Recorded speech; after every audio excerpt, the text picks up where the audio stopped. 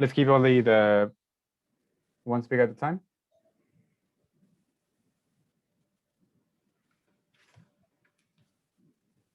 Yeah.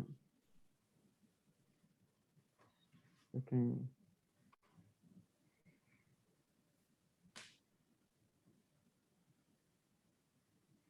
Emmanuel, nice to meet you. Welcome.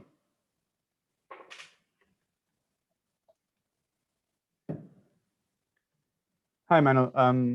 Thanks for coming. Hello. Yes, so we're gonna start and basically now. If you can turn off your camera and then activate it once Randy calls you to the presentation, and then we'll turn on all the cameras when everyone is on for the panel. Okay, let me get rid of my camera. Can you hear me correctly? Yeah. Yes, I can hear you loud and clear. Okay, lovely. And you're familiar with the remote control feature, right? Pardon? Are you're familiar with the remote control feature to pass the slides, or do you want me to do it for you? No. Okay. So I'm sharing my screen now. Yeah. You should see. Yep. I can see that. If you scroll towards the top of the screen, towards the right-hand side, you should see a drop-down menu. Yep. Click on that one.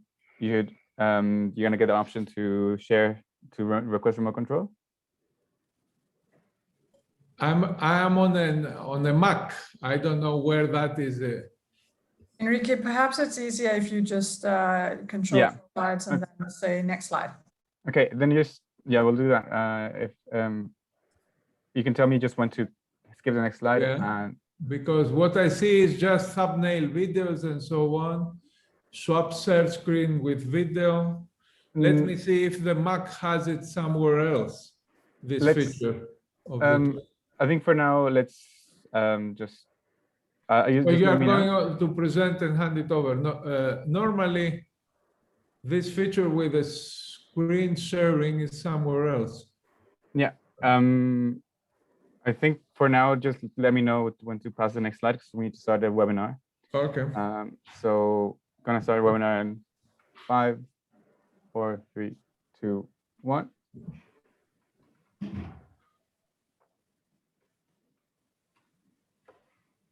Good afternoon. My name is Alejandro Hernandez. I am head of the International Energy Agency Renewables Integration and Secure Electricity Unit. Before starting this meeting, I would like to remind you that this event is being recorded. It is my pleasure to welcome you to today's webinar of the Power System Flexibility Campaign on its 3rd edition as a side event to the Berlin Energy Transition Dialogue. 2 key elements that stood in these discussions. 1, keeping people at the center of energy transitions. And 2, maintaining directions and momentum as mentioned by European Commission Commissioner Simons. If you had the chance to follow the discussions in the previous days, there has been also a lot of discussion about market design, digitalization, decentralization, and about sector coupling. Particularly, Mr. John Kerry from the US and Minister Altmaier from Germany highlighted the role of hydrogen as one of the building blocks to decarbonize the energy system. These topics are the core of what we do with the Clean Energy Ministerial's Power System Flexibility Campaign. Over the last 3 years, with this campaign, which is led by China, Denmark, Germany, and Sweden, we have looked at power system flexibility from many angles. Flexible generation, demand-side flexibility, storage, market design, and digitalization. Moreover, the campaign builds on a strong cooperation between public and private experience exchange, with more than 30 partners organizing topical events and high-level fora. Many of these PSF industry partners are present today, and we are glad to maintain this cooperation to inform policy-making decisions. Today, we will be discussing sector coupling, which is one of the key building blocks of this campaign. In previous years of the campaign, we have looked at EV integration, but as hydrogen starts taking the stage, it is important for policymakers to understand exactly what is hydrogen's link with the power system at high penetration of renewables, and what is the potential for flexibility. Today, we will look at how different technologies enabled by synthetic fuels can contribute to increase the power system's long-term flexibility needs. And most importantly, how to plan ahead in terms of policy and market design. We hope today's event will be a first step to increase understanding of the potentials and challenges. I would like also to invite you to keep following the IEA's work in this space. Over the coming year, we will be releasing follow-up analysis on the role of hydrogen, low carbon fuel, and market design for net zero. Without further ado, I would like to wish you a productive discussion and welcome my colleague, Randy Christensen, to start today's presentation. Thank you very much, Alejandro, and thank you everyone for allowing me to be here with you today. I want to start by giving you a little bit of a scene setter when we talk about the role of hydrogen in clean energy transitions. Afterwards, I will hand the word to our distinguished speakers that are experts within this field, and I'm looking very much forward to hearing their presentations. Lastly, we will have a panel discussion where you can post questions, which you can do in the chat box, to our panel. So if we start, let me see. Yeah, the role of hydrogen is potentially a common element of our energy feature. So I don't think it's a secret to anyone in the energy space that momentum behind hydrogen is really building. You hear the word being thrown around everywhere, and it's really important for us to understand more in detail how hydrogen can help the energy transitions. So hydrogen can help overcome many difficult challenges. So it can integrate more renewables, including enhancing storage option and tapping into their full potential. It can also decarbonize hard to abate sectors such as steel, chemicals, trucks, ships, and planes. And it can enhance energy security by diversifying the fuel mix and providing flexibility to balance grids. But there are challenges in terms of deploying hydrogen. Obviously, the costs of hydrogen need to fall. We need to make sure that the infrastructure to transport and produce hydrogen is developed. And cleaner hydrogen is needed. And we also currently see that regulatory barriers do persist in facilitating the development of hydrogen.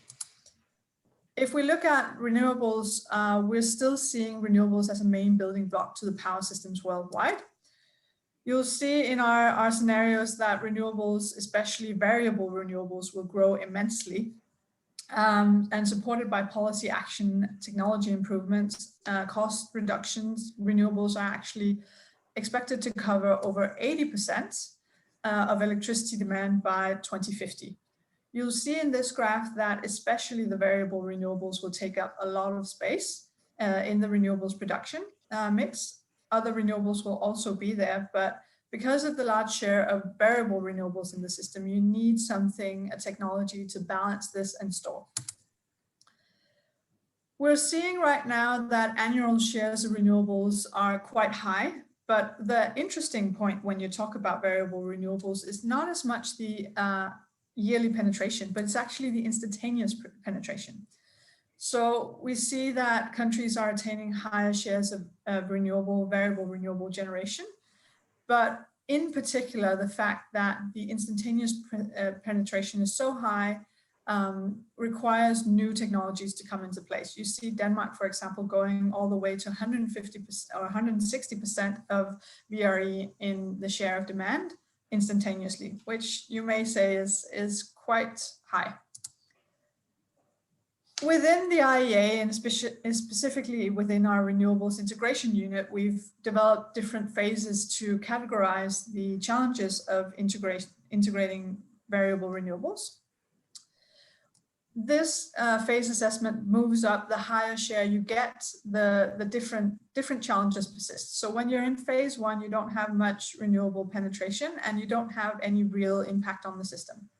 When you move to phase two, the system operator will start to notice the impact of variable renewables, but minor system operation changes and patterns can actually alleviate these challenges.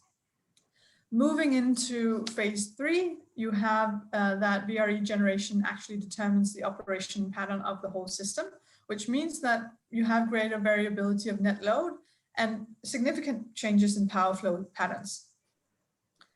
When you go to phase four, you'll have the system experiences periods where VRE makes up most of generation, and power supply robustness needs to come into play in periods of high VRE generation. You have even further a phase where growing amounts of VRE gives surpluses from days to weeks. And the last phase, you actually have entire seasons where you have VRE surplus. As I said, you have different flexibility options to enable this. So for example, in the early phases, integrating VRE forecasting and economic dispatch is a key enabler. Later on, you need plant retrofits, improvements of grid infrastructure. You need advanced technologies such as stability and digitalization, as smart grid storage and demand side response when you move up in phases. And lastly, you need storage. So both medium storage and long-term energy storage. When you look at current countries with high shares of VRE, we're still in phase 4, where the advanced technologies in terms of stability and digitalization can help integrate the current shares. But soon we will see some countries moving even further, and especially with the net zero targets that we're seeing coming out of a lot of countries and regions, that this will be a need. So, as we're saying that the system's flexibility needs are growing, and understanding what type of flexibility challenge is expected can also give policymakers an idea of how to go about changing the policy and the landscape. So when you have phase 2, you can utilize short-term flexibility. When you go to phase 3, you need even shorter-term flexibility, so seconds to minutes. And phase 4, you need both medium-term flexibility addressing longer periods of surplus and deficits, as well as seconds to sub-seconds flexibility. So the more variable renewables you get into the system, the broader the scope of flexibility measures you need. And in phase 5 and 6, you're gonna need the long-term flexibility. And the long-term flexibility is exactly what we're talking about here today, because hydrogen will be a key enabler of this. We also need, when you're talking about hydrogen, it's not just clean as a subset. You need to clean it up. And in our sustainable development scenario, almost all hydrogen-based production comes from low carbon technologies compared to what is happening today. So you'll see that that generation with or production with fossil fuels will go down, but you'll see with fossil fuels with CCUS, so carbon capture, will go up. The same from electricity as well. So that actually changes the pattern in which you're producing hydrogen, which is also a main component of achieving sustainable energy targets. Hydrogen use also grows and expands into new applications for the future. So we're going to see a 7-fold increase. Right now we have hydrogen used mostly in refining and industry. In the future, we're going to see that be expanded to be used in power, in buildings, in synthetic fuel production, in ammonia production, but also transport and increasing share of industrial use. In this way, when you're producing green hydrogen, you can clean up sectors, as we said in the beginning, that can be difficult to reduce emissions from. So lastly, we're talking about making sense of hydro or sector coupling and system flexibility needs. An increasing number of countries, as I said, are adopting net zero targets, and power sector decarbonization will be one of the main building blocks. So far, a better understanding of short and very short-term flexibility needs is maintained within the power sector, but the question of long-term storage still remains slightly open. Long-term power sector decarbonization scenarios show the need for dispatchable capacity. Here, synthetic fuels can definitely play a role to enable low carbon dispatchable generation. So what we're looking at here is also not just creating a green future, but creating a green and secure future. To ensure that low carbon dispatchable generation is available by 2035, we need to start acting now. understanding their role in the power system and adapting the policy framework is really important because there is lead time in power sector investment. We all know this. And thinking seriously about it, planning seriously for the future is needed already now. There are additional benefits like maintaining shares of synchronous generation in the system. And many models will depend on local resource availability and local infrastructure. So this is my scene setting presentation. And with that, I would like to give the floor to Henrik Bach Mortensen, who is the Senior Business Analyst for Power to X value change at Siemens Gamesa Renewable Energy. Henrik, the floor is yours. Thank you. Thank you for the opportunity to share some thoughts on our recent announcements. This session is specifically about flexibility, but I will also be talking about the scale that will be needed and something about why we think decentral offshore hydrogen production is so interesting in Siemens Gamesa. So thank you for the opportunity, and I will just share a little bit on how we can go offshore when hydrogen production needs to happen. So next, please. There we go. When we look at the EU ambitions, for example, on the hydrogen strategy, there is 40 gigawatts of electrolyzers to be built by 2030 within the EU. When one looks at that, it appears that offshore wind will be needed.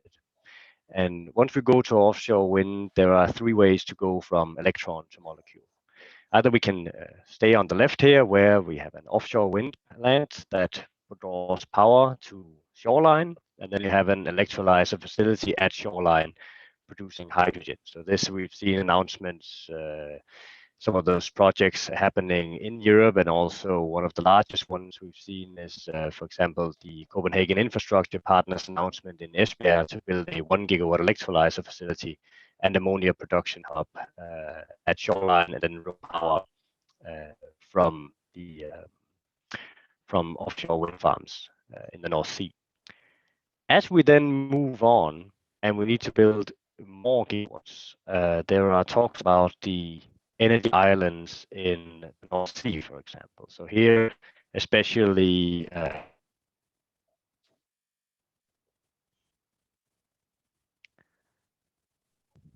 right, sorry about the disconnection, but we're back again. So here we have the energy island set up, where you have a centralized electrolyzer production and you have offshore wind farms around that feed to it.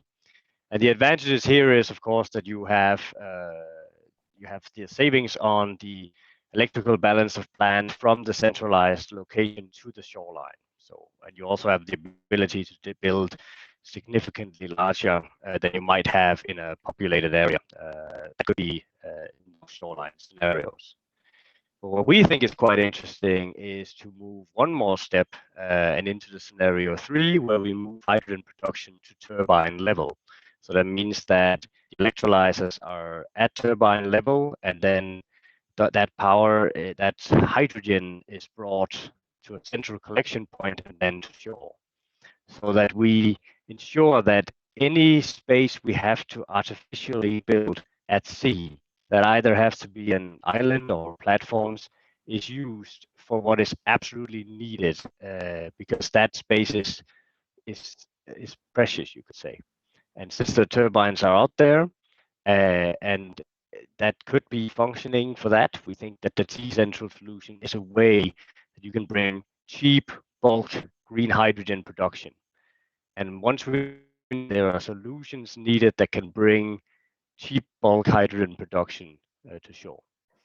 And these combinations, decentral, but also the centralized, there are different, say, configurations where you can set that up so you have these flexibility options. But what we think is important to keep as part of the discussion is that it is not a matter of adapting a little bit of hydrogen into an electricity system. It is a point of figuring out how to, as Randy said, set up those market frameworks right now and the planning scenarios that looks at two very large vectors in the future, which is electricity and hydrogen.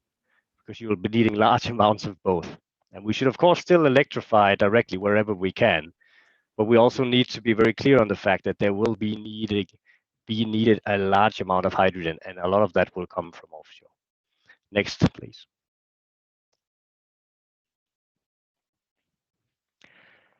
So we have an ambition to be a technology pioneer within the wind to hydrogen space, and that was announced on the 28th of August after the Capital Markets Day, where Andreas Nauen, our CEO from Siemens Gamesa, went out and explained that we were now looking into the combination of these two technologies, and looking into both. Of course, there's these flexibility questions, but there's also questions of how can we utilize the best possible sites, because once you start about hydrogen production, you are no longer constrained by where you have electrical load centers and where it makes sense to connect electrically, but you can go to sites that are better for wind speeds, and you could say can produce even more of the green hydrogen that we need.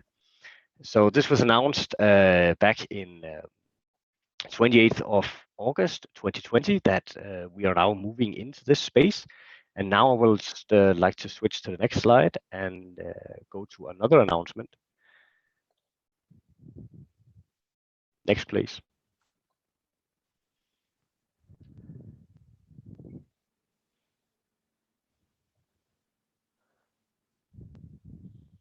Enrique, could you switch the... I have switched the slide. Okay, good. Then it's just a bit that. There we go. Thank you. And on the 13th of January this year, we announced that we plan to launch a development project that will make it so that we can adapt the SD14-222 offshore wind turbine for electrolysis production at turbine level. And Siemens Energy will launch a development project to build an offshore electrolyzer that is fit for the offshore marine environment.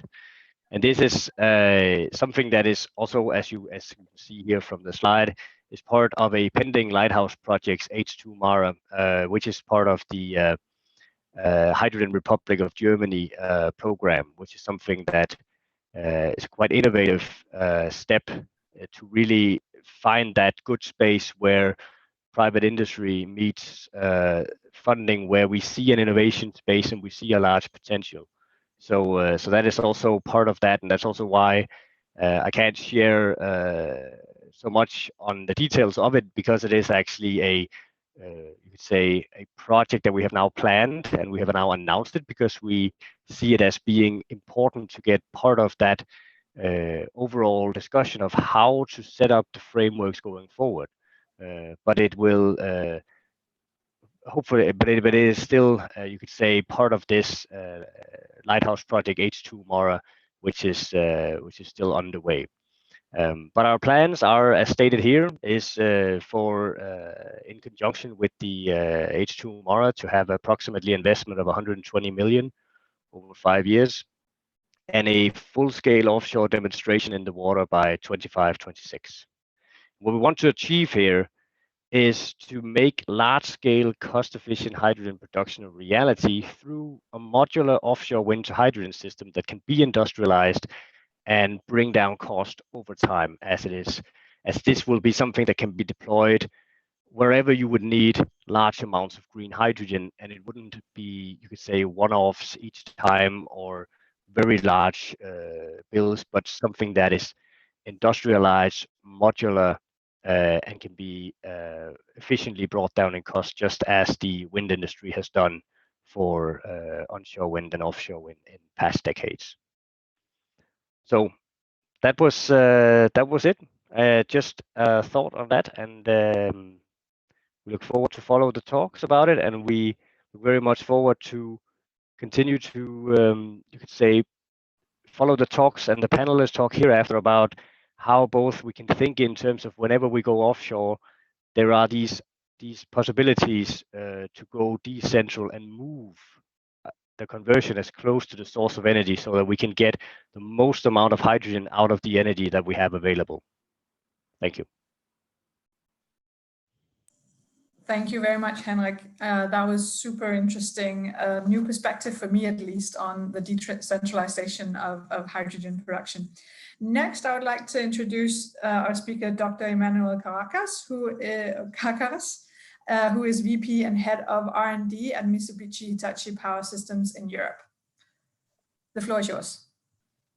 Thank you very much. Thank you very much for this nice introduction. Can we move just along the line of my presentation? I will briefly speak about my company and what our mother company, Mitsubishi Heavy Industries, is undertaking in the field of low carbon or zero carbon fuels. And then I will dig a little bit into the details on discussing the different zero carbon fuels utilization. And I will mainly focus in ammonia and hydrogen as well for the gas turbine applications and elsewhere. So if you can move to the next slide. I've mentioned the contents of my presentation. So next slide, please. As I told you, I'm coming from Mitsubishi Power. Mitsubishi Power is 100% subsidiary of Mitsubishi Heavy Industries. We call ourselves the generation arm of Mitsubishi Heavy. And Mitsubishi Heavy has a long track of record through its various domains on how we utilize hydrogen, and that can be from different industrial uses.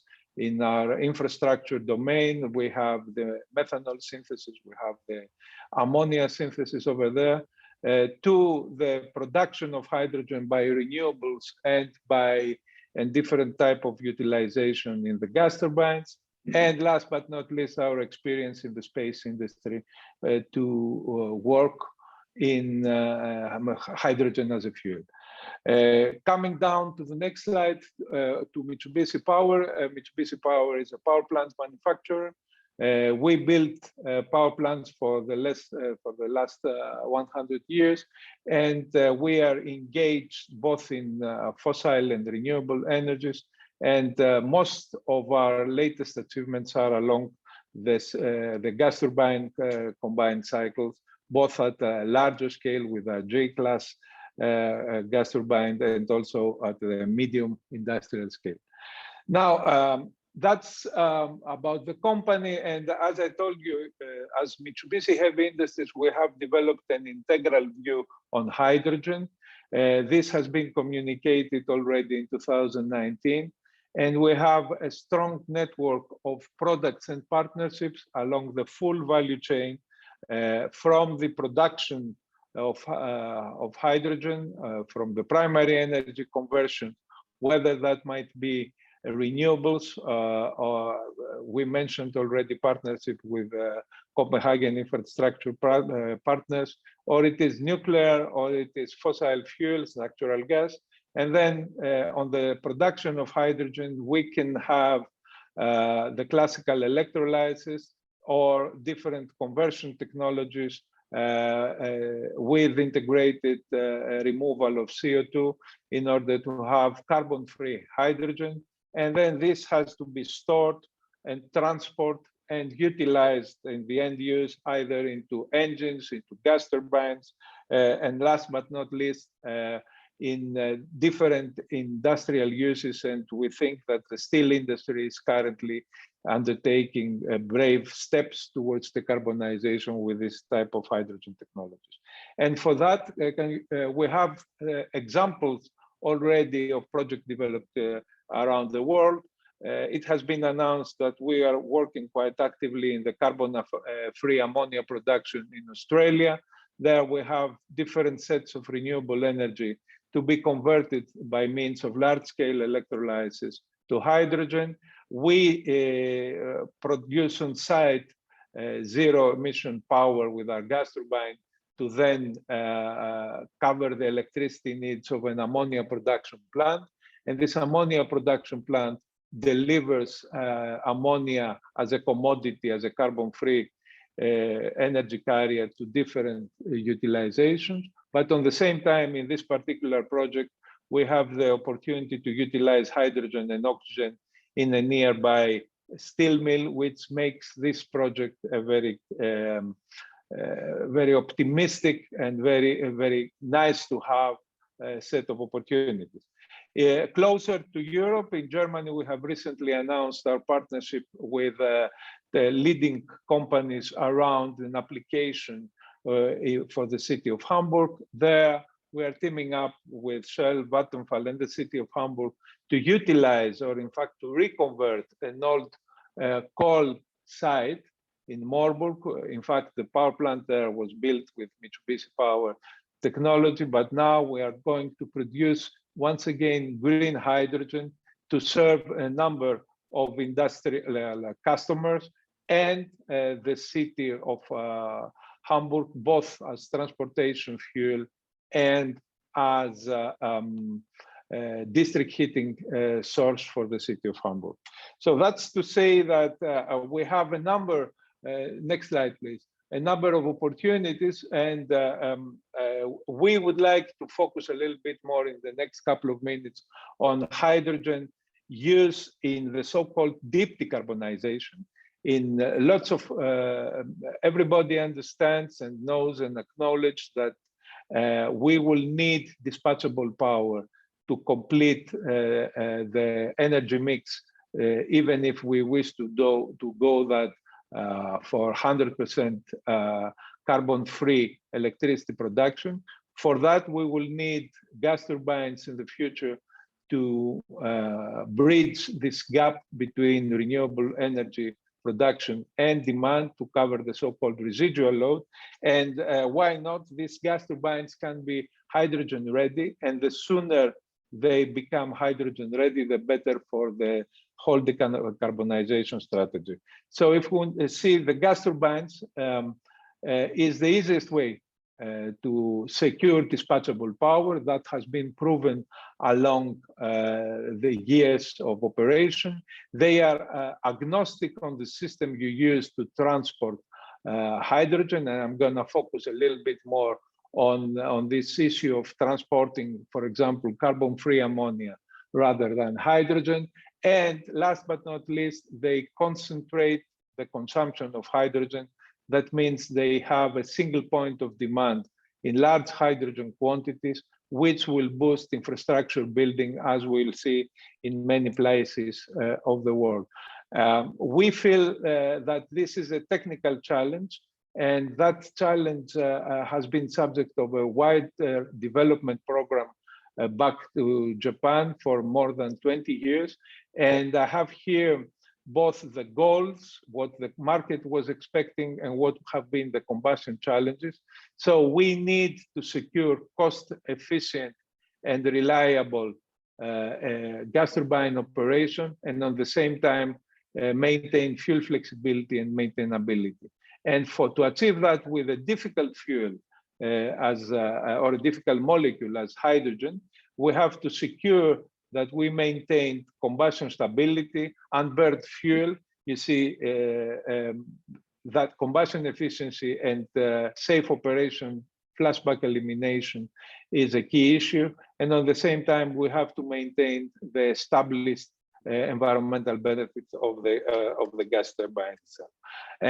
That being the case, we have been able to look for such type of pivotal projects around the world, because in different markets, hydrogen as a fuel has a different value chain application. For example, we have been already announced a number of projects in the US, where, for instance, our ACES development on hydrogen storage demonstrates the use of hydrogen as an energy storage for renewable electricity. And then in comparison with the CCGT operation with hydrogen-ready gas turbine, we contribute to the deep decarbonization for California and some eastern states down the line. In Europe, we are pleased to participate in all large-scale conversion activities of existing fleet from hydrogen-fired gas turbines, that being Netherlands or recently in the UK.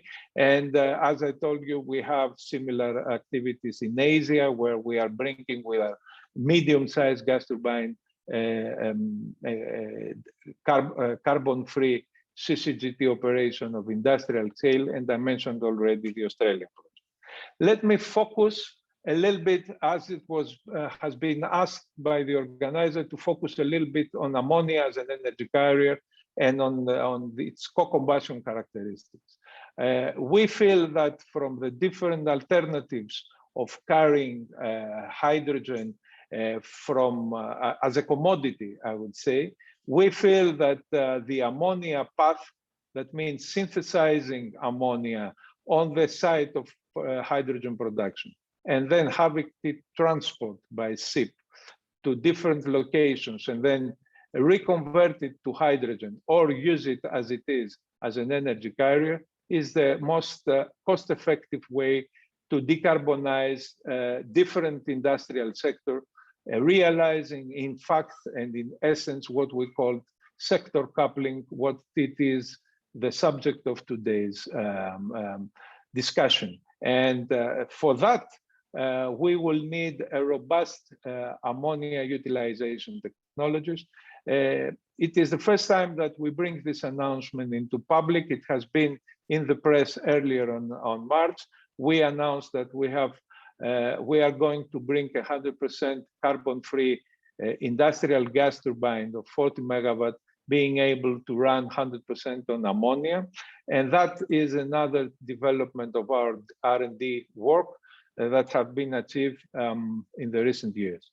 If you look in the next slide, you will see that we have been working in the combustion of hydrogen and ammonia for a number of years for different applications, from the close to market application, which is the co-utilization of ammonia to substitute coal in utility boilers, something that it is already available in the near future, by next year.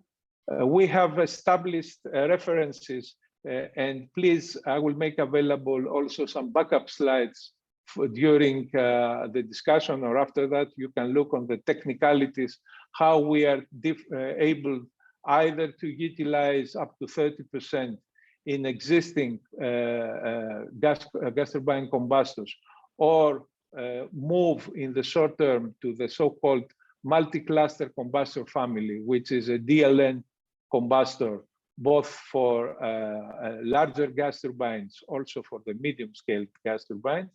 And last but not least, I would like to focus a little bit on ammonia, either by reconverting ammonia to hydrogen or by its direct utilization.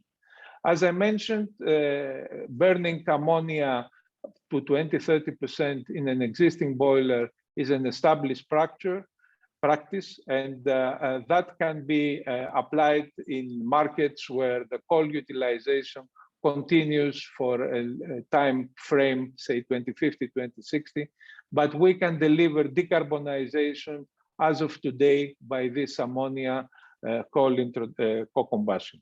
In the gas turbine world, next slide, please, we can either thermally decompose ammonia, which is shown in the upper side of this slide. We have an integrated solution where we use exhaust heat from the gas turbine to thermally decompose the ammonia and then use hydrogen in the combustion chamber of the gas turbines. That would be a case for larger frame gas turbines with a higher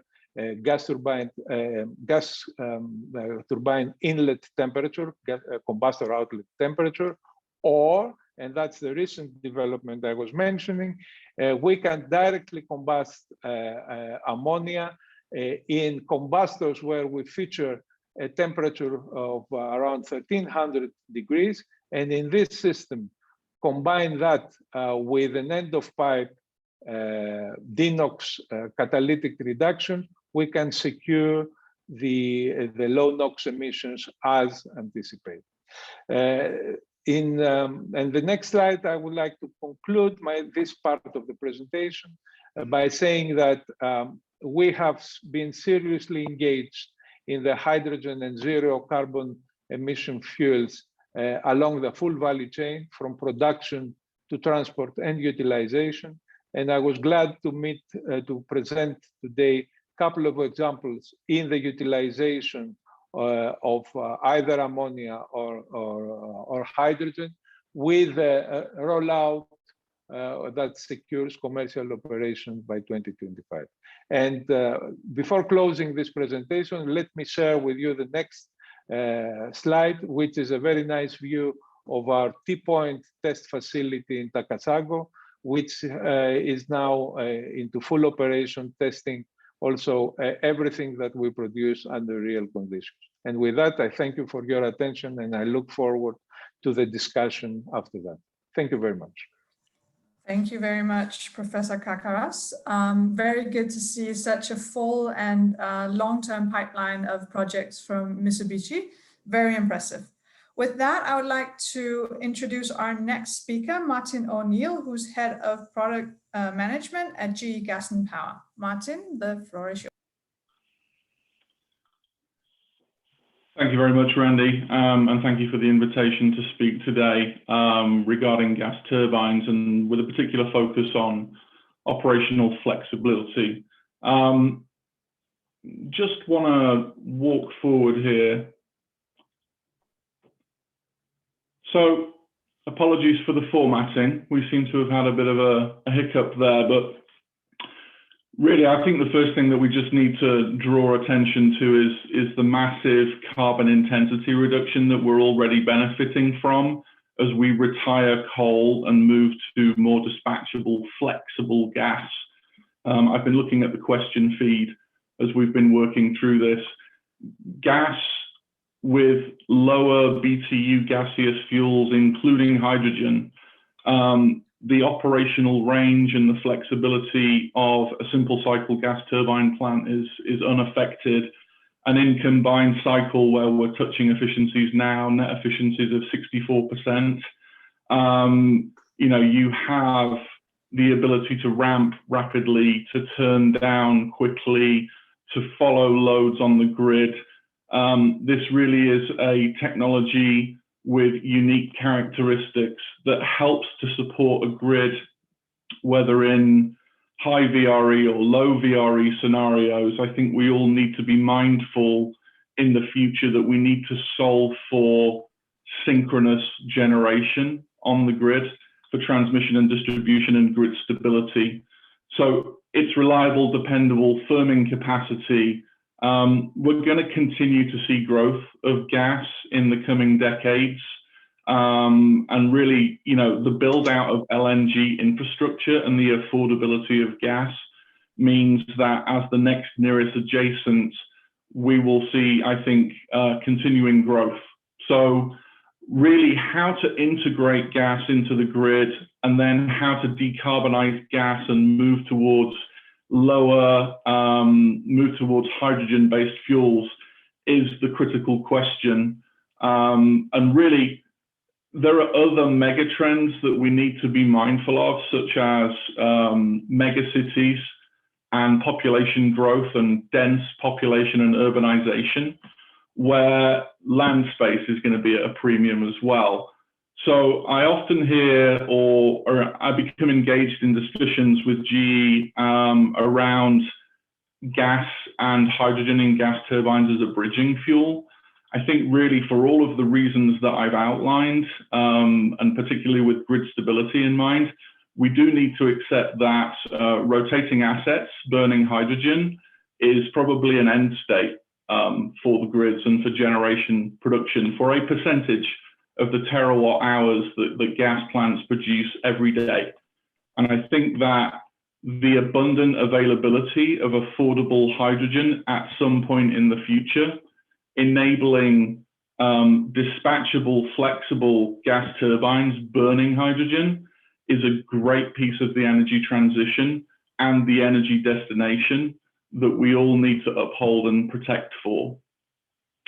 So a lot of that is really, when I get into the next discussion, a lot of the discussion is about future-proofing today's technology for tomorrow and for that future that I've painted a little picture on there. Really the point here is we have the technology to burn BTU calorific fuel in the turbines, again, on the question feed, the behavior of hydrogen has different characteristics, and Professor Kakaras has pointed towards some of those. There are some technical challenges to be solved, but again, GE has been leading in this technology across all of our different fleets around the world, different technology levels by decade, all have different hydrogen burning capabilities.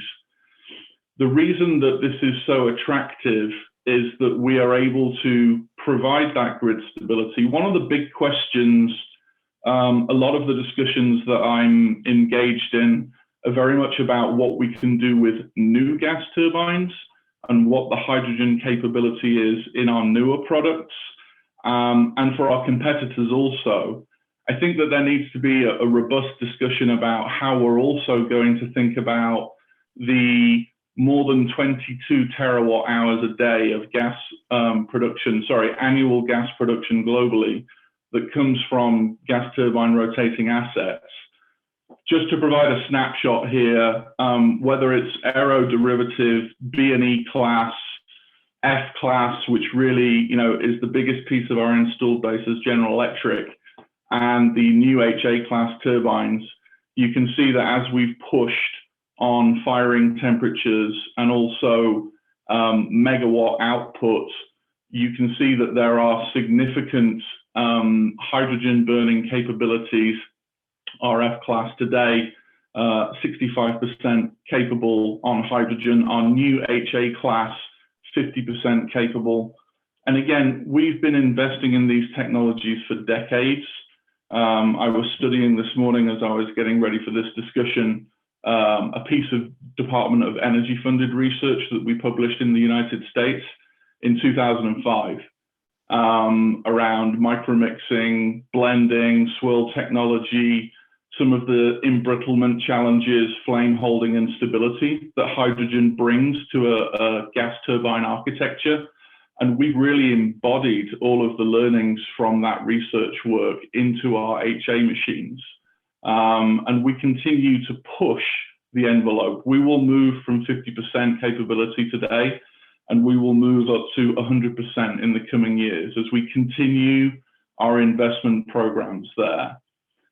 The key point really is we can decarbonize by using hydrogen. We really need to work on the scale points and the cost-effective production of hydrogen from all sources, blue, pink, green.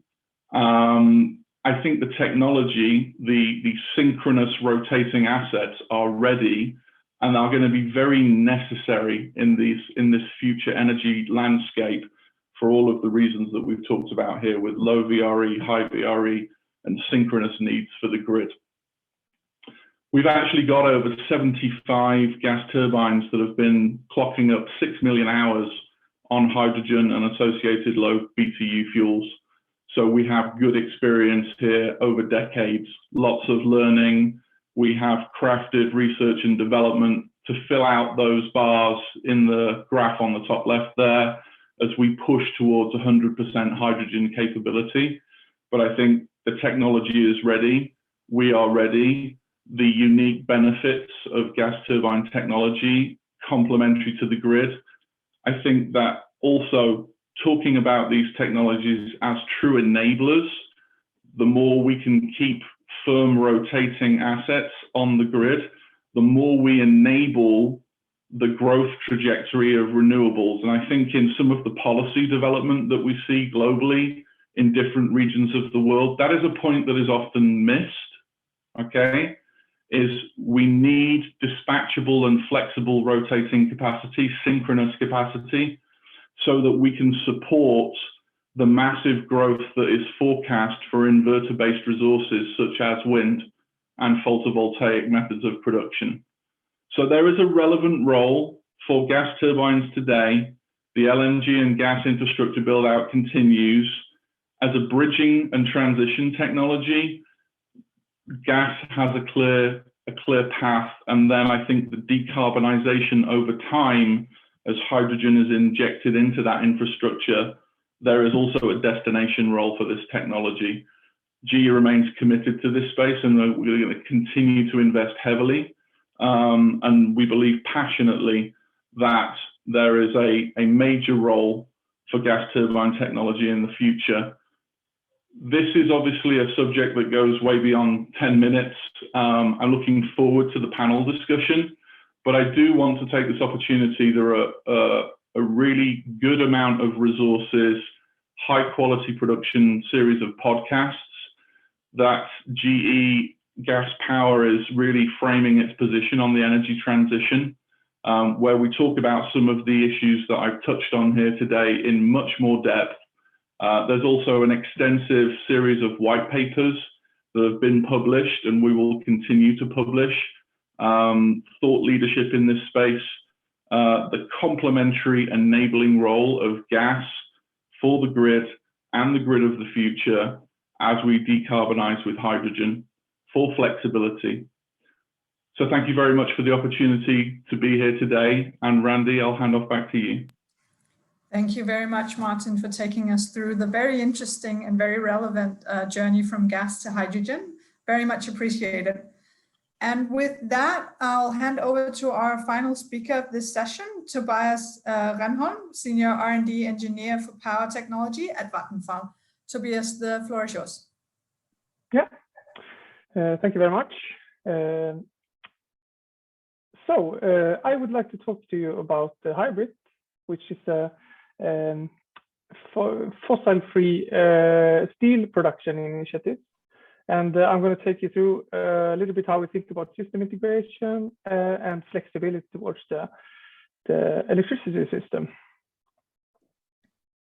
I thought I could control this. Let's see if I can. Was that me or? Yeah. So let's start with just describing HYBRIT shortly. So HYBRIT stands for Hydrogen Breakthrough Iron Making Technology, and it's a joint venture between the steel producer SSAB, the pellet producer, iron ore pellet producer LKAB, and the utility Vattenfall.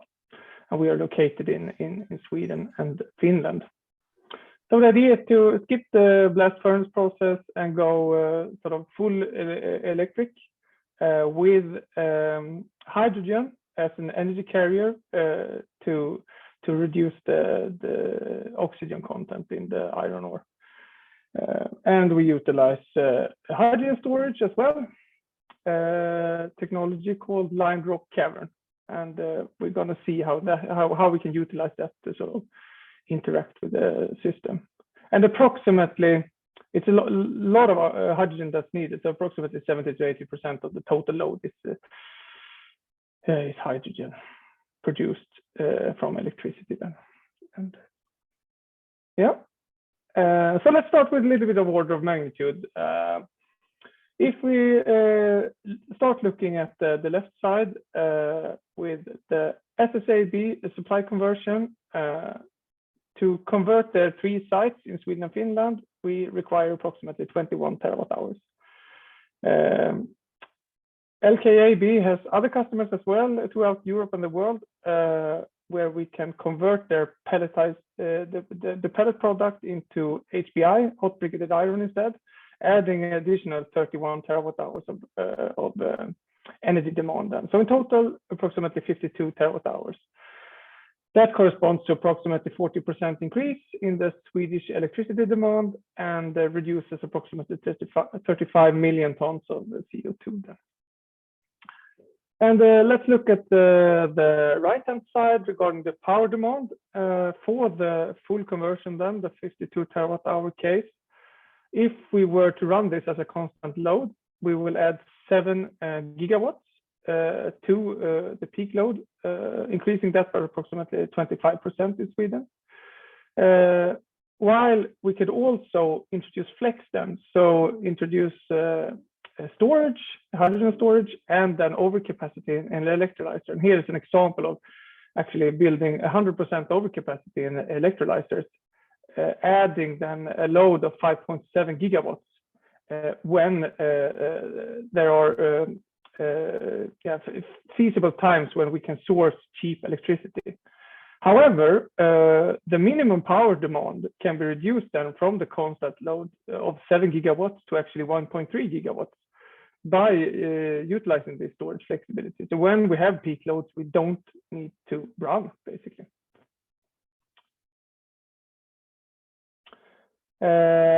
Yeah, so we use a power market simulation tool, which is sort of the basis for all of Vattenfall investments, and it covers Europe, but it's most detailed in the North European markets.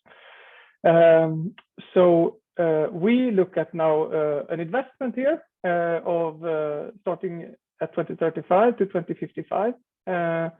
We investigate 51 weather scenarios, and all our load we compensate with building out wind in the same price areas. So we're going to look at two cases and a little bit of results from that. The first one is the 21 terawatt hour, the conversion of SSAB. We're going to add 40% of the load in SE1. The rest goes in Finland and SE3. And we add then electrolyzers capacity totaling 3.7 gigawatts and a 7-day storage, which means that we can basically run the process for 7 days without having to source an additional hydrogen. Then. So it corresponds to 0.3 terawatt hours here. And then we're going to look at a larger conversion where we sort of centralize everything around the sites of LKAB in the northern part of SE1. We're going to add also there 180% electrolyzer capacity, so total 80% overcapacity, which corresponds to 10.2 gigawatts. And we're going to add the storage, 14 days storage then of hydrogen, which corresponds to 1.6 terawatt hours. And it's approximately the same energy level as 16 million full electric vehicles.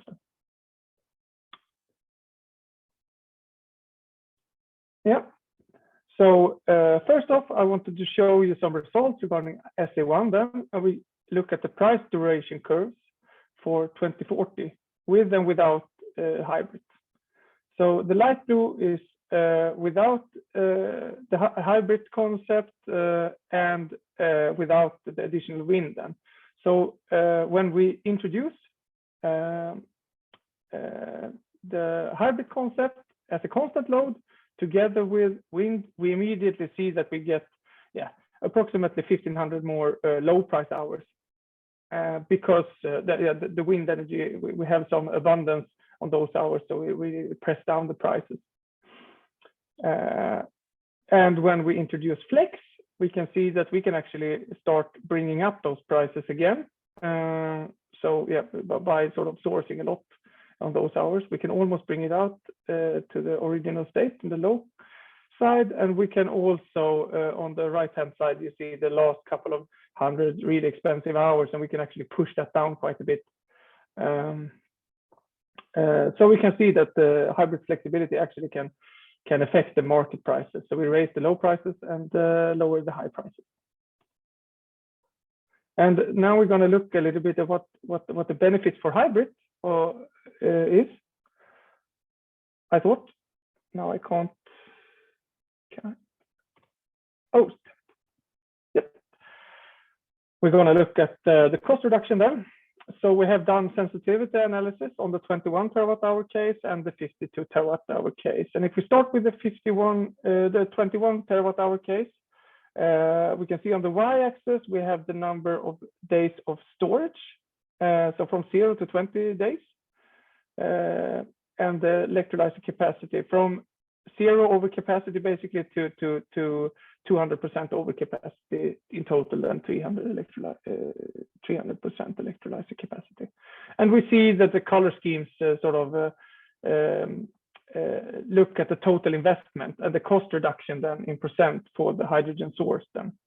And we can see in the 21 terawatt hour case where we have 8.3 terawatt hours in SE1, we can reduce the sourcing cost of with about 15%, making it 15% cheaper, including then the capex investment, the discounts, the opex, etc., of buying this storage and the electrolyzer overcapacity. And the costly one is the electrolyzer overcapacity.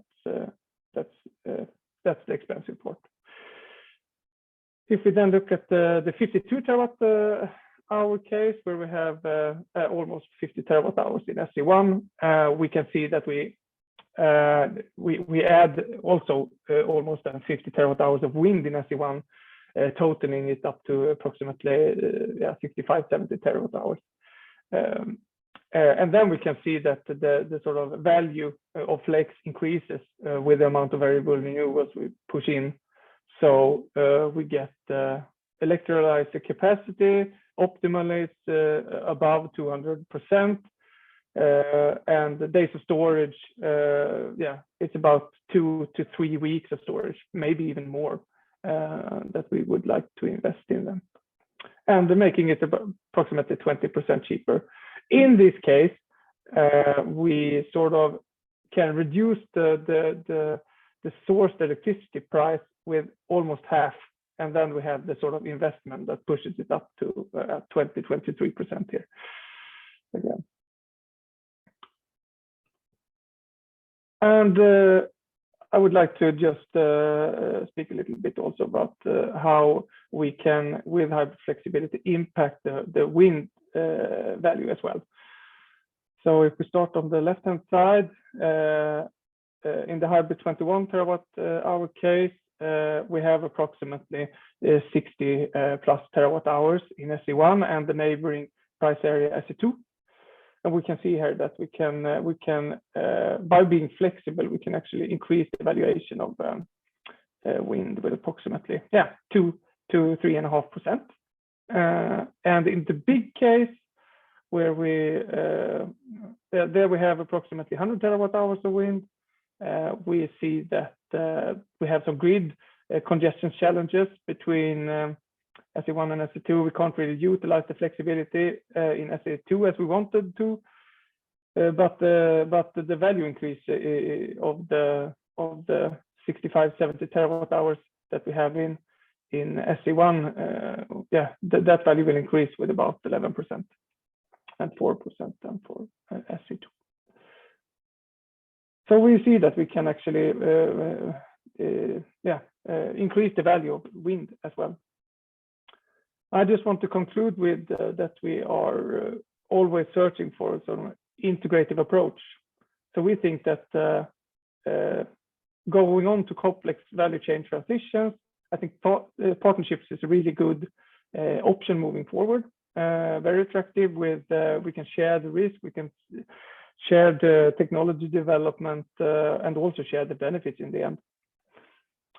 When it comes to industry or demand side flexibility, we see that it can increase the value and also then the build out of variable renewables, which in turn then make sure that we will have a cheap electricity system that the industry can benefit from. And lastly, we are always looking for solutions, trying to fit them into the next generation electricity system with a large impact of variable renewables. Thank you. Back to Randy then.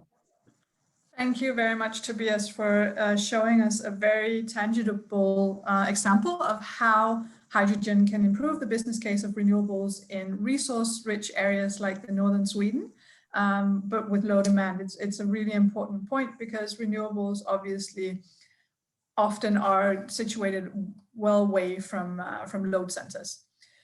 If I can now ask everyone to turn on their cameras, I would love to move to the panel discussion of the program. And for that, we have moderator Thierry Lepec.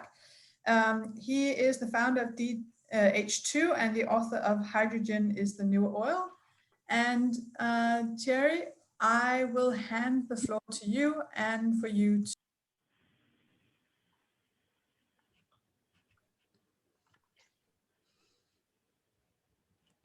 Thank you. I don't know if you hear me.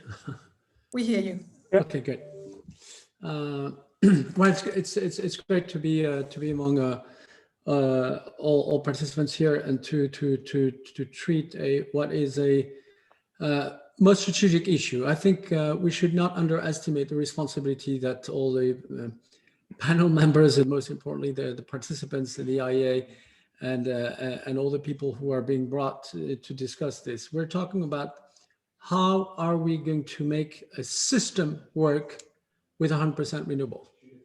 And it's not a system that should work in the future. It's a system that should work now. And this is the way we need to have it work is by having an integration of all the systems together. I would like to focus on the power system, because that's what we're really talking about today. And how do we make it possible to have that 100% system work together? So a few words about myself, and I'd just like to make a presentation on what we are doing as a firm. So I'm the founder of DH2. DH2 is a company that today is based in Spain, has 10 gigawatts of solar projects, aiming at producing hydrogen entirely from these 10 gigawatts. We're expecting 30 gigawatts by the end of next year. That's in project pipelines. First permitting is expected the next couple of months. And we are aiming at the holy grail of hydrogen, which is to produce and deliver hydrogen at 1.5 euro per kilogram from next year. So that's one of the very important part of the equation. It's not the only part. And we're going to discuss about the value chain that gets us to there.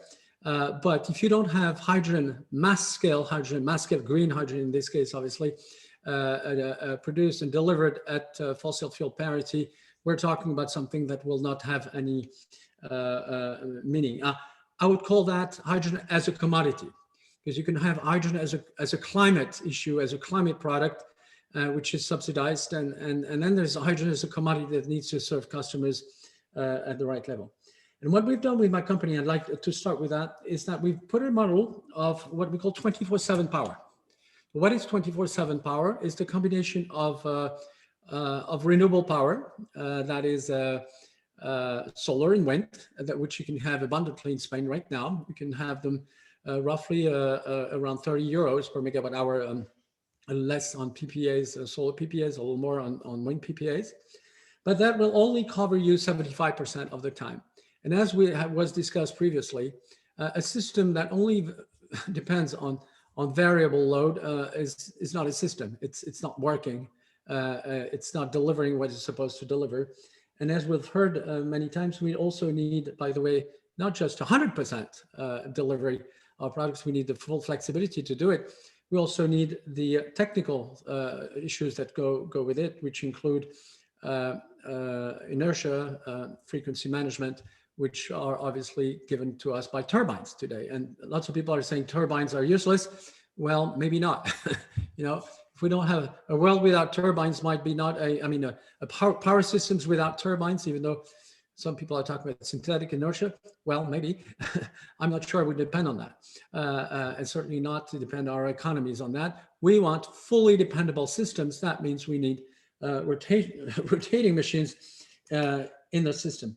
Now, the question is, how do we get there? And just to give you a few words on the modeling, the idea is not to present this modeling right now, but to say that we've modeled solar, as I mentioned, wind power, and what we call power to gas to power, which means that you produce, you have power from, in this case, solar, you produce hydrogen, which you store in very large quantities, and then which you convert back to power. By the way, Professor Kakaras, it's a model which is being used right now in Utah for the Intermountain Power Project with the city of Los Angeles.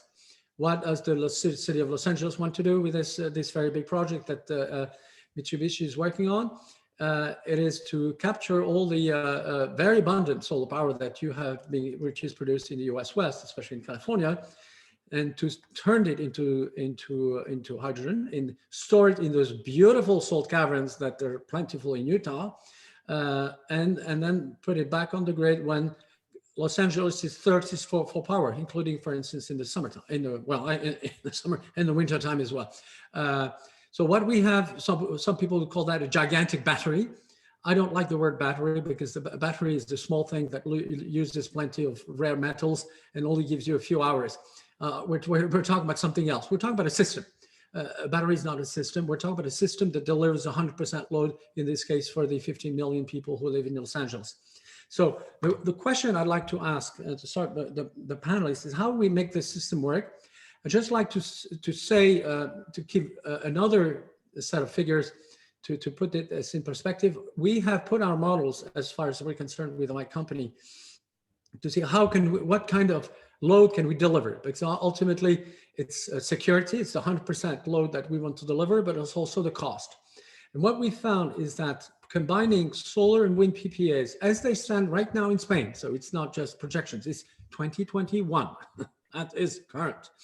And that power to gas to power in 2021 conditions. So it's today, it's not 10 years, 15 years, or 20 years from now. We get to a blended cost of 46 euros per megawatt hour, which is roughly the cost of wholesale power in Spain. So what I'm saying here is that we have, and then we're going to discuss on how we make it happen. We have the opportunity to have fully dispatchable power systems delivering 100% renewable load at any time for any user, when, now. Now, once I've said that, there are a number of things that need to be overcome. We're talking about hydrogen production, which is electrolyzers. We're talking about transmission. We're talking about storage. We're talking about the turbines. And maybe, Professor Kakaris, I'd like to have you, maybe your opinion, maybe some insights about this this intermountain power project, which is, in a sense, at scale demonstration. I hate the word demonstrator. In this case, we're talking about 1.5 gigawatts. That's not demonstration. That's at scale. And this is what you're doing. Maybe can you a bit explain to our audience what is being done as we speak and what is being built? What is the timeline for this project? Thank you. Thank you very much, Thierry. Nice seeing you again in one more panel. Let's hope that we meet physically sometime in the future. As I told you, I have a set of backup slides make available to the organizer. No slides. Just answer. They can, not for you. You know okay. Everything. But for the people attending this, yeah, seminar, or maybe they okay. Okay, sure. But, you're right. Maybe a slide can show explain the system. Let me give you in a nutshell what is the ACES and the Intermountain Power Project. It's built about a massive storage of 2 times 500 megawatt electrolyzers that will be stored in this salt cavern. And the name of our partner there is called Magnum. On the same time, we have in this Intermountain project, we have a J-class GTCC, which is starting with a J-class gas turbine, which will be put in place with 840 megawatt gas GTCC, which will absorb gradually the hydrogen store in a gradual greening effect. That means we don't expect everything will start by 2025. Hopefully we need some time to build that and how to reach, the final decisions over there. But by 2025, we will start filling the caverns on the one side, and on the same time, the power plant will supply electricity for Los Angeles. As we roll out the hydrogen production, at the first step, that means theoretically at 2025, we will be able to utilize 30% in the existing gas turbine, natural gas configuration. As we roll out and we move over the next decade, we are going to introduce the 100% option, the new generation multi-cluster DLN combustors, also a picture of them in the backup slides.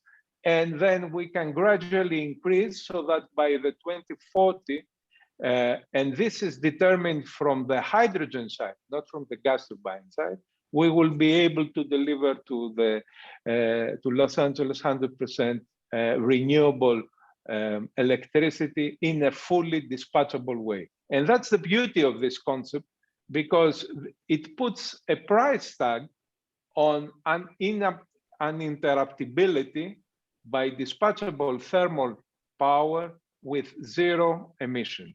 And that's the beauty of this project. Thank you. I'd like to add, Professor, that a month from now, the city of Los Angeles SoCalGas and Los Angeles Department of Power are going to launch a very big initiative saying, what can we do with all that 24/7 power? What can we do with that hydrogen that can be delivered to us? And how can we change the business models for including the power, the production and consumption of power in Los Angeles? Tobias, you've told us about a very interesting scheme.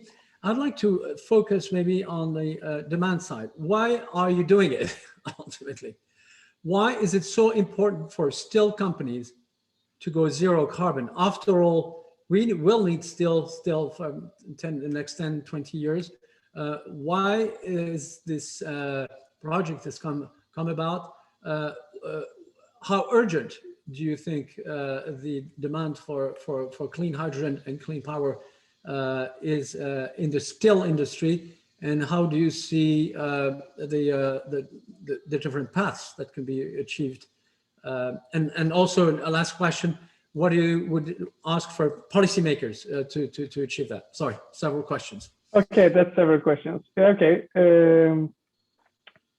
starting off, I think we see that sort of the transition to green products will happen a little bit earlier than cost parity, because we believe that green products can have an additional sort of margin.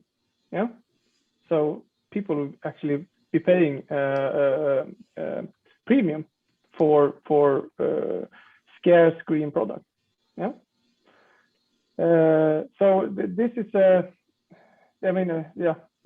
LKAB, they are sort of focused on doing this, and we actually got competition announced a couple of weeks ago from H2 Green Steel, another greenfield steel producer establishing themselves in Sweden, close to this site. Also focusing on delivering green steel then to the car manufacturing industry. Yeah. So we believe actually that that there is profitability, and we have a clean. It's approximately clean. It's not 96.5, I think, percent clean electricity system in Sweden. And we can actually deliver this quite soon. We have an abundance of about 20 terawatt hours. We're going to have in 3 years we're going to be up at roughly 40 terawatt hours in overproduction. So that's the case. And when it comes to demand flex, we're doing it because it's profitable, nothing else. It's profitable, and I think that this is the sort of, since we're doing it without the sort of including that we benefit from the investment cost, I think it will be hard for the off takers will have, it will be the off takers market. So the ones that actually need it, they will have a benefit in this initial market, because we don't need round trip. I mean, the total efficiency might be in the order of 50%. You can correct me if I'm wrong, but our losses with the storage is only sort of compression, and that's less than a percentage. And I think that's sort of it depends on the situation, I guess. But in the initial state, at least, I think demand flex has a good way forward. Then when problems sort of arise, when we have a high penetration, we have not done this project, we have done tens of those projects, increasing the electricity demand 3 or 4 times. Then I definitely think that we need other solutions as well. It's going to be interesting. Thank you. Martin, I'd like to challenge you a bit on the timing issue. You've painted a very rosy picture for natural gas and LNG being riding away for the next couple of decades. As you know, some people might disagree, but the point is not to discuss about these issues. I put it otherwise. You've exposed us a product roadmap, a technology roadmap on the part of GE, getting us to the what you yourself described as the end game of 100% renewable hydrogen compatible turbines. How fast and how big can you go into these things? Suppose your customers go to you and say, you know what, we want to switch to green hydrogen based turbines because we know that we can have access to very, very cheap, abundant green hydrogen much sooner than most people think. Our customers on the power side are clamoring for that 24/7 power, which they will not get from solar, wind, and batteries, that's for sure. So they're putting pressure on you and they're saying, when can you deliver the vast volumes, the vast capacities, and also the product themselves to those markets? Great question, Thierry. I think really just to come back to some of the prefacing of the question, my comments during the presentation was that the natural gas, the LNG build out of infrastructure, it's a decades-long task.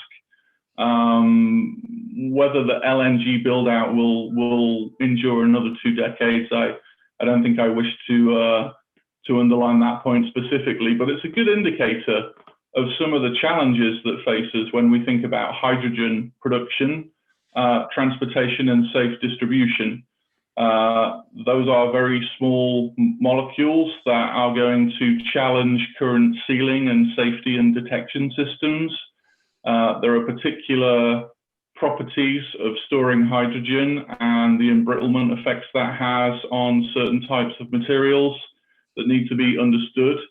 And transition and distribution is, for me, I believe, a primary indicator, a primary blocker to how fast we can anticipate hydrogen in gas turbines beyond 50%. I'm not saying look at the difficulties, is how you can overcome them. How are you, suppose I'm a customer, I'm telling you, I need a product, say in 2024 or 2025. Can you deliver it or not? Or should I go to Mitsubishi? I think fundamentally, I mean, if we want to play the game in those terms, we're already 50% capable. If you do the mathematics. I mean 100%. Yeah, we're 50% capable right now, and we have ongoing research programs. That means that within the decade, you're going to be able to have those kind of discussions. But I think we need a much more pragmatic debate about transmission and distribution capability to actually feed those gas turbines. A 2x1 combined cycle plant, a 1 gigawatt block, is consuming hydrogen in a scale which is unfathomable. Suppose you have it. Now, I'm not focusing on what you cannot do, but what you're doing, the turbines. When, sorry, I'm being a bit blunt. When can you deliver those mass scale turbines? What is your, let's say, product roadmap getting you to meeting these market demands, which are, they're again, pressing? So we have B&E turbines in our installed base that are capable of burning 100% hydrogen today. Okay. So it's something you can ramp up significantly, provided the market is there. Our F-class installed base is running. We have 65% capability, and we can increase that rather quickly with combustion technology we already have in our hands. And our newest fleet-leading, most efficient H-class turbines are today at 50%, and we will increment that in the coming years too. But what I really think we need to understand is, how is the hydrogen going to be transmitted, distributed, and stored safely to feed this? And there is not enough dialogue on this subject, Thierry. Very good point. Thank you for raising it. Henrik, we're talking about a systems issue here. Lots of moving parts together. One thing is certain is that we need to go fast and big. What would be your assessment, your recommendation for both value chain players, also policymakers, to go fast and big and to reach those, ultimate holy grail levels of competitiveness that need to be reached?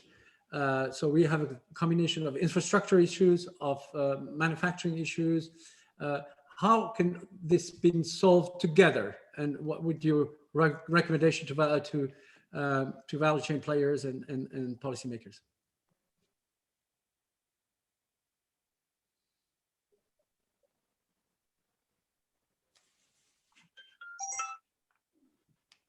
Right, apparently we have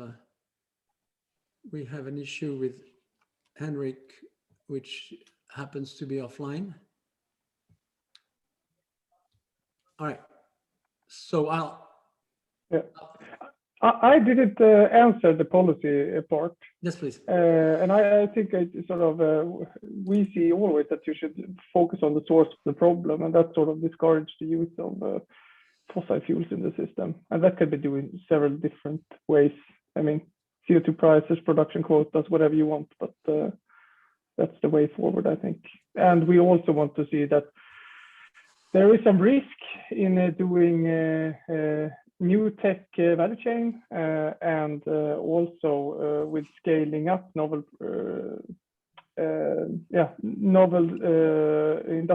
industrialized solutions. So we think that we can focus a little bit on having early bridging the gap in cost of operation, for example, because it's really hard to say exactly what the cost of, for example, steel out of the hybrid concept will be. We have a range, but it's depending on the technical feasibility and the industrialization pace, it will differ. Yeah.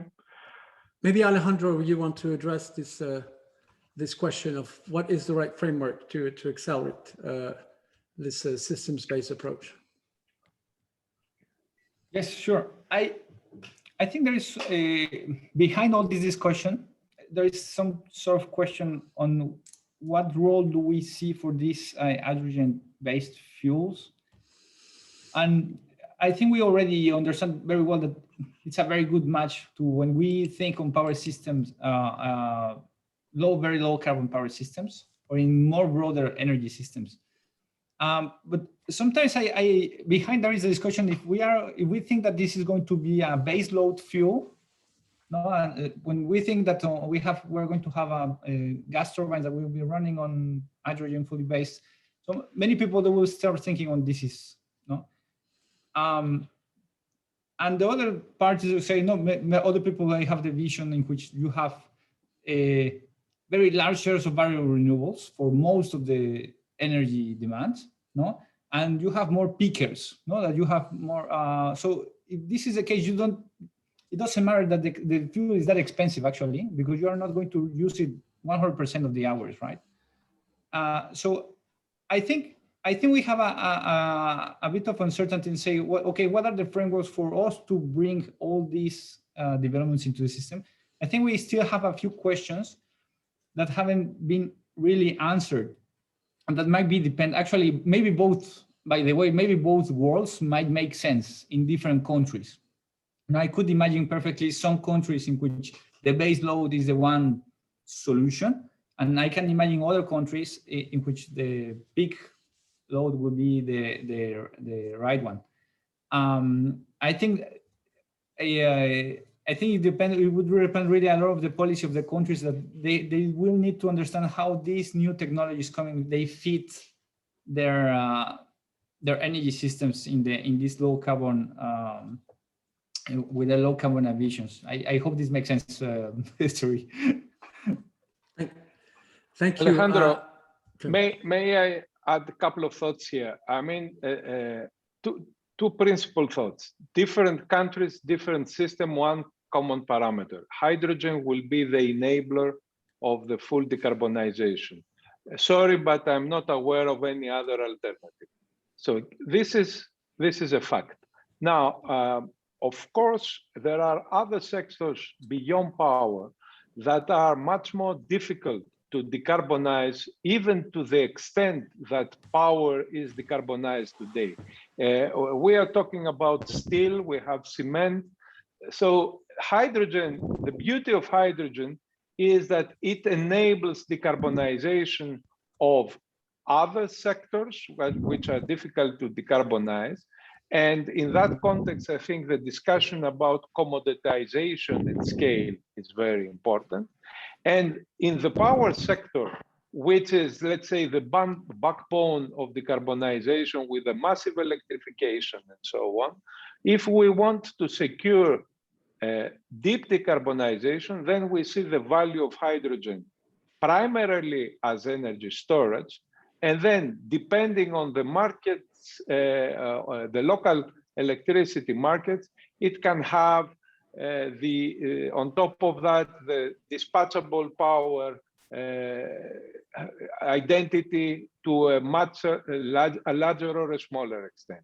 And let me conclude by saying a simple example. I had today a very interesting discussion on 100% renewable energy use on islands. There is not a such way like the Islands Initiative, I don't know, in the Mediterranean or in Europe or around the world. You cannot have 100% renewable, even in a small island, without hydrogen. You cannot do it. Simply, it's physics. So that's the beauty of hydrogen, is in enabling. Thank you, Manuel. I think we're now running out of time. I'd like to thank our panelists and sorry for those who are challenged a bit, but this is the purpose of these meetings, is to explore our limits, our potential. What I can see is there's a great momentum, and this is great to see major industry players moving with such appetite towards these new technologies and new markets. I'll hand it over to you, Randy, to conclude the meeting. And thanks again. Thanks to all of you. Thanks so much, Terry. It's great to have such a knowledgeable, encouraging moderator. We really appreciate what you did for this event today. Okay. I would like to thank, of course, our speakers for their very interesting interventions. To be honest, I learned a lot. One of the things I learned is that technology developments are going much faster than many think, and that indeed that the policies are needed for this to be scaled up. Before closing, I would like to invite you once again, all of you, to follow up the IEA's work on this year. In particular, we have a report that we are preparing on the role of low carbon fuels in the energy transition and for the decarbonization of the power sector, which will be released in October of this year. And without further ado, I would like to thank you all, and looking forward to meet you once again soon, and I wish you a very nice afternoon. Bye-bye. Bye. Thank you. Thank you very much for having us. Thank you very much.